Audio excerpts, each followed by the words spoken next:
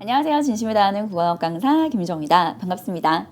최근 교육계에서 가장 화두가 되고 있는 단어는 바로 문해력이죠. 문해력이 중요하다라는 이야기, 문해력이 모든 교육의 기반이다라는 이야기 너무 많이 들어보셨죠. 문해력이라는 건 아시겠지만 단순히 글을 읽어내는 능력 자체를 말하는 것은 아닙니다. 글을 읽고 그 글을 이해해서 그리고 또 해석해서 그것으로 통해 새로운 의미를 창출해내는 이 모든 능력을 저희가 통칭해서 문해력이라고 지칭하는데, 최근 영상 매체에 너무나 익숙해진 우리 아이들이 이제 활자로 된 글을 읽을 경험 자체가 부족하다 보니 생기게 된 문제가 바로 이런 문해력의 결핍이죠. 그래서 우리 아이들, 특히 예를 들어서 아이들의 성적이 좀 떨어졌다라는 생각이 들 때 학원부터 알아보시죠? 맞아요. 어머니. 저 역시도 지금 대치동에서 고3 학생들을 수업을 하고 있을 뿐더러 온라인에서 우리 고3 재수생 친구들을 가르치고 있는데, 대부분의 부모님들께서는 아이들의 성적이 떨어지면 우선 무슨 과목이 떨어졌어? 학원부터 빨리 찾아보자 라고 그 과목과 관련된 학원들을 먼저 찾아보실 거예요. 그런데 제가 먼저 말씀드리고 싶은 건, 학습이 혹시 부족한, 어떤 성적이 좀 부족하게 나온 친구가 있다면 그 원인을 먼저 살펴보는 것이 가장 중요하다라는 말씀을 드리고 싶어요. 단순히 수학이 안 나왔다라는 어떤 결과치가 아니라, 그렇다면 우리 아이의 수학은 왜 나오지 않았을까? 어떤 수학이라는 과목으로 제가 예를 들었는데, 예를 들어서 수학 성적이 나오지 않았을 때에는 단순히 어떤 숫자 계산, 연산에 있어서의 문제 상황이었을 수도 있고, 혹은 수학의 어떤 지식이 부족해서 성적이 안 나왔을 수도 있을 거예요. 하지만 굉장히 큰 이유 중에 하나는 문제를 오독하는 경우들이 생각보다 굉장히 많이 일어나는 상황 중에 하나거든요. 결국에 수학 성적이 안 나오긴 했지만 그 근본적인 원인 자체는 국어, 문해력에 있었다라는 것들을 꼭 말씀드리고 싶어요. 네, 그럼 이 문해력이라는 건 어떻게 우리가 키울 수 있느냐? 물론 단순히 이렇게 짜잔 이렇게 좋아지면 너무 좋겠지만 문해력을 키우는 데에는 아주 꾸준한 노력과 시간이 필요합니다. 이렇게 생각하시면 될 것 같아요. 저희가 어떤 운동을 할 때에도 기초 체력 자체를 키우는, 어떤 근력 자체를 키우는 시간이 필요하잖아요. 문해력은 바로 우리가 학습이라는 것을 하기 위해서 갖추어야 할 어떤 기초 체력이다라는 생각을 하시면 훨씬 좋을 것 같아요. 그리고 저는 사실 아주 궁극적으로 이런 문해력이 중요하다, 이런 것을 기반으로 우리 아이들이 학습할 수 있도록 해야 한다라고 이야기하는 궁극적인 이유는, 사실은 어떻게 생각하면 대학 입시라는 어떠한 우리가 도달해야 되는 지점을 위해서 이런 목표들을, 이런 방향성을 잡아가는 거잖아요. 그래서 저희가 도달할 목표인 바로 그 고3 입시의 끝에서 발표한, 서울대가 발표한 그 내용을 제가 한번 가지고 와봤거든요. 네, 한번 읽어드릴게요. 지금부터 읽어드릴 내용은 초기 입학 사정관제 자료인 2013학년도 자료, 그 서울대에서 발표한 학생부 종합전형 안내 책자에 수록이 되어 있는 내용이고, 그 뒤로도 계속해서 이 자료가 수록이 되어서 언급이 되고 있는 내용입니다. 한번 읽어볼까요? 예비 서울대 학생이라면 독서는 기본. 모든 공부의 기본은 독서. 바쁘고 할 것도 많은 고등학교 생활이지만 독서를 소홀히 할 수 없겠죠? 문학, 교양 서적에서부터 학습과 관련된 전문 서적도 꾸준하게 많이 찾아 읽는 노력을 기울여야 합니다. 독서를 하는 동안 생각하는 힘, 글쓰기 능력, 전문 지식, 교양이 나도 모르게 쑥쑥 커갑니다. 하지만 타의에 의한 수박 겉핥기식 독서는 도움이 되지 않습니다. 많은 책 가운데 왜 그 책을 읽게 되었는지, 읽고 나서 무엇을 생각하게 되었는지 항상 염두에 두길 바랍니다. 서울대학교는 독서를 통해 생각과 마음을 키워온 큰 사람을 기다립니다. 지금 저희가 도달해야 할 목표인 입시의 어떤 방향성을 제시하는 서울대에서도 조금 전에 제가 읽어드린 바대로 단순히 글을 수박 겉핥기식으로 읽는 것이 아니라, 그 글을 읽고 나서 소화하는 이 모든 과정들을 이미 언급을 하고 있고, 이런 학생들을 서울대에서 기다린다는 이야기는 다른 학교는 말할 필요도 없겠죠. 저희가 궁극적으로 도달해야 하는 지점이 어디인지, 그리고 그곳에서 원하는 바가 무엇인지를 알고 어떤 교육을 임해가는 것과, 그렇지 방향성이 없이 이게 중요하대, 이걸 이렇게 해야 된대 라고 하는 건 굉장히 다른 문제이기 때문에 저희가 도착하게 될 도달해야 할 고3 입시의 마지막 끝 부분에 있는 내용에서 이 말씀을 드리고 싶었어요. 네, 그럼 우리가 이런 문해력을 키우기 위해서 할 수 있는 것은 과연 무엇일까? 제가 가장 추천드리는 건 지금 바로 서울대에서 발표한 내용입니다. 책을 읽고 나서 이 책을 왜 읽었는지, 이 책을 통해서 무엇을 배웠는지, 이 책이 내 삶에 어떤 변화를 줬는지 이런 내용들을 꾸준히 정리해보고 소화하는 그런 과정들이 가장 큰 도움이 되고요. 근데 사실 쉽지 않잖아요, 저희. 그럼요. 제가 어머니들께 이런 말씀을 드리지만 저 역시도 저희 아이에게 책을 잘 못 읽어주거든요. 네, 저희 아이가 5살인데 저 역시도 저희 아이에게 책을 읽어주지 못하고 있는 이 시점, 어머니들께 책을 읽어주시면 너무 좋고요. 책 읽고 나서 함께 이야기 나누시면 너무 좋고요 라는 말씀을 드리기가 힘들어요. 네. 그래서 이투스 북에서 준비한 우리 아이들의 문해력을 키우기 위해 준비한 단계별 학습 똑똑 같이 한번 내용을 살펴볼까? 저희가 과거에는 초등학교를 저학년과 고학년으로 나누어서 저학년 때까지는 괜찮은데 고학년이 되니까 너무 학습이 어려워졌어 라고 많이 이야기를 하셨을 거예요. 그런데 최근 입시 교육 현장에서는 학년군이라는 개념을 사용해서 초등학교 1, 2학년 그리고 초등학교 3, 4학년, 그리고 초등학교 5, 6학년 총 3개의 덩어리로 나누어서 이야기를 하고 있죠. 저희 이투스북에서 이번에 출간하게 된 똑똑의 경우에는 바로 이 학년군의 개념을 도입해서 만들어낸 책입니다. 그래서 1, 2학년 용인 1단계, 지금 보시면 1, 2학년 용인 1단계의 책이 이렇게 있고요. 또 마찬가지 3, 4학년 용인 2단계 책이 이렇게 있고요. 짜잔. 그리고 또 초등학교 5, 6학년을 위한 3단계 짜잔. 이렇게 책이 총 6권으로 나와 있기 때문에 우리 아이의 현재 학년에 맞춘 책을 구입해서 같이 사용하시면 될 것 같아요. 그리고 이 책의 가장 큰 목표 자체는 바로 우리 아이들의 문해력 자체를 키우기 위함이 목적이다라고 생각하시면 될 것 같고요. 제가 아까 문해력은 단기간에 되게 빨리 좋아지지는 않는다라고 말씀을 드렸죠. 그래서 저희 교재는 총 6주 완성으로 기획이 되어 있습니다. 6주 완성으로 총 2권의 책이 구성되어 있으니까 다시 말하면 총 12주 완성이 되겠네요. 왜 6주 완성으로 구성되어 있을까요? 라는 게 좀 궁금하시죠? 저희가 이 교재를 30일 완성으로 구성을 했거든요. 그러면 30일인데 왜 6주가 되는 걸까요? 저희가 사실 주말은 빼야죠, 어머니.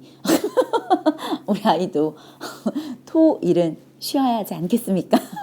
월, 화, 수, 목, 금 총 5일 매일매일 우리 아이들이 공부할 수 있게 이렇게 5일씩을 기준으로 끊어보면 총 6주가 나오죠. 자, 그렇다면 이 교재가 어떻게 구성되어 있는지 너무 궁금하시죠? 같이 한번 살펴볼까?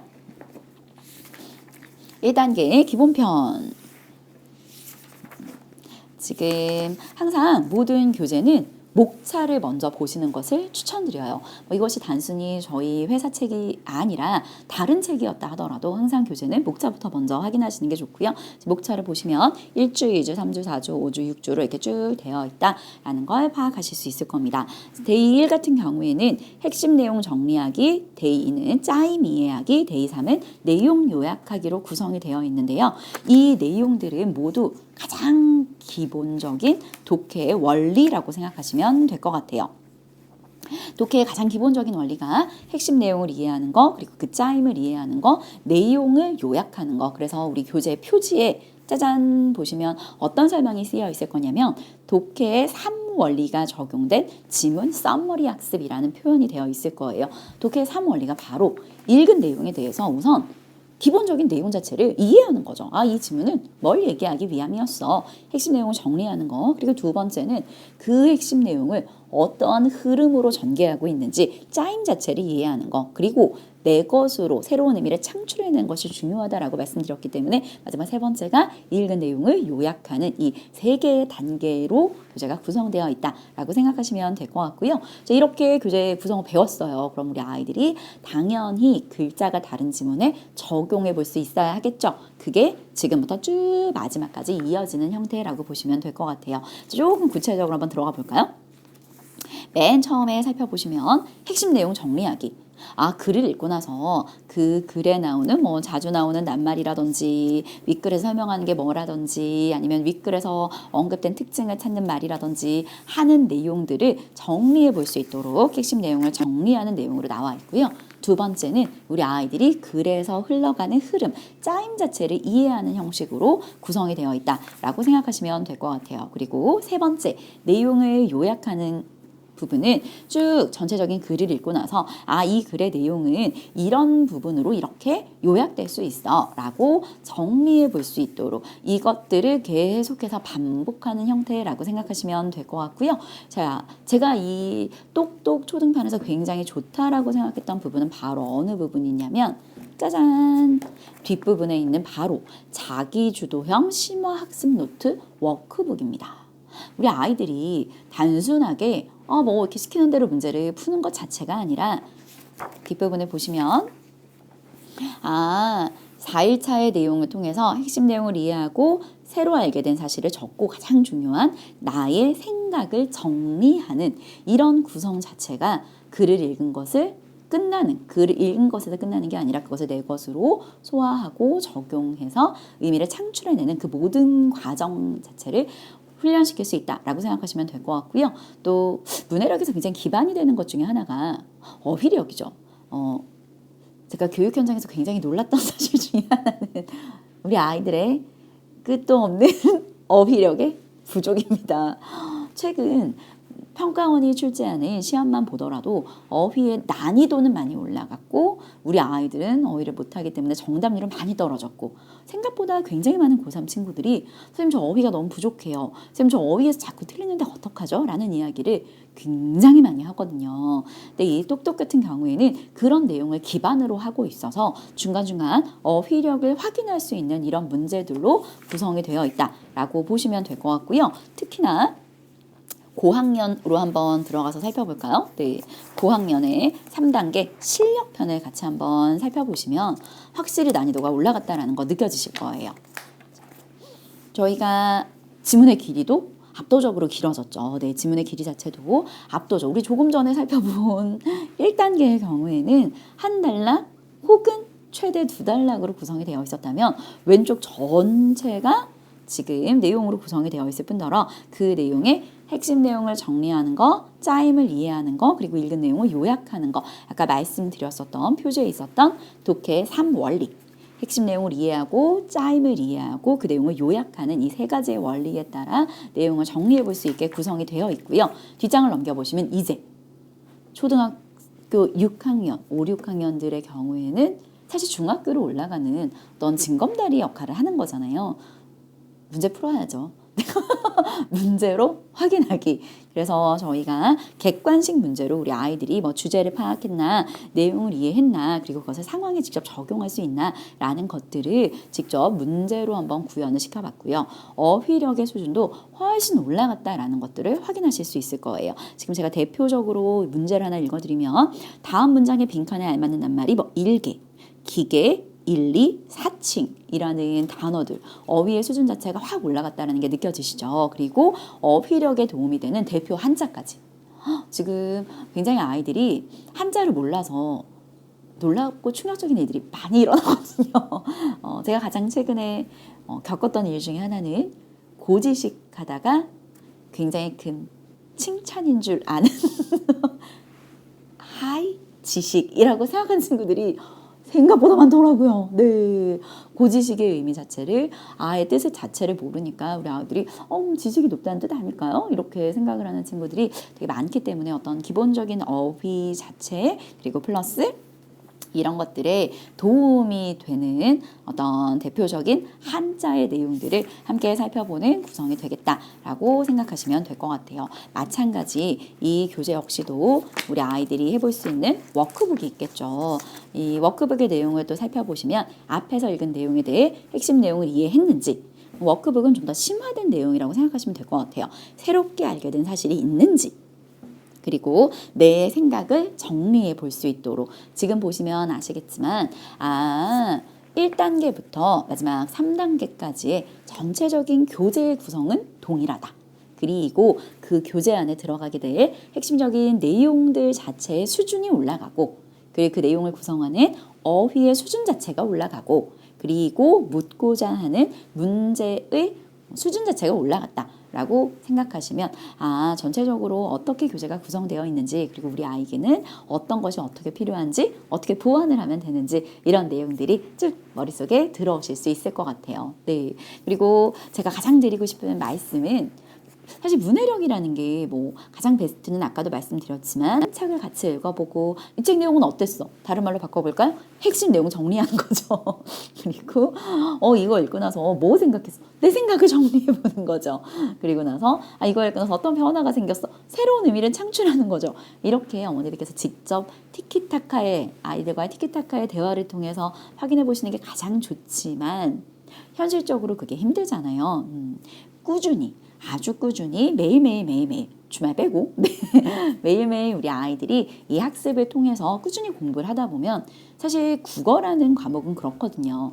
짧은 기간에 굉장히 짧고 굵게 공부해서 성적이 오르는 과목이 아니라 조금씩 꾸준히 공부를 하면 실력이 굉장히 탄탄하게 잡히는 과목 중에 하나라는 말씀을 꼭 드리고 싶어요. 그리고 그런 어머니들의 고민, 우리 아이들 교육을 어떻게 시켜야 하나, 어떤 도움을 내가 과연 줄 수 있을까, 어떤 것이 과연 좋은 텍스트일까 라는 고민에 조금이나마 도움이 되었기를 바랍니다. 네, 열심히 들어주셔서 너무 감사하고요. 그리고 저희 투스북 모두 우리 아이들의 보다 나은 교육을 위해서 아주 현장에서 많은 노력을 하고 있으니 많은 기대와 관심 부탁드리겠습니다. 감사합니다.